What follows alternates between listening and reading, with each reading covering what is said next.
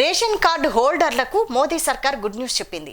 ఎండలను దృష్టిలో పెట్టుకుని రానున్న 3 నెలలకు సరిపడా రేషన్ బియ్యాన్ని ఒకేసారి లబ్ధిదారులకు అందేలా రాష్ట్ర ప్రభుత్వాలకు కీలక లేఖలు రాసింది. ఏప్రిల్ నెలలో 3 నెలలకు సంబంధించిన రేషన్ బియ్యాన్ని ఒకేసారి అందించడానికి అవసరమైన సాధ్యాలను పరిశీలించాలని లేఖలో కోరింది.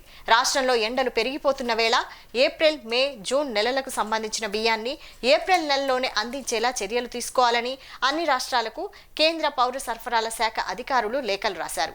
ఈ నేపథ్యంలోనే రాష్ట్ర ప్రభుత్వం బియ్యం పంపిణీకి సంబంధించిన సాధ్యాలను పరిశీలిస్తోంది.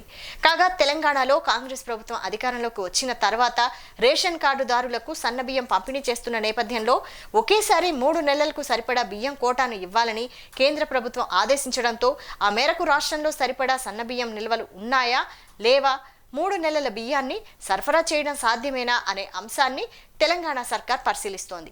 కాగా గతంలో ఒకేసారి 3 నెలల రేషన్ ఇచ్చిన సందర్భాలు లేకపోలేవు.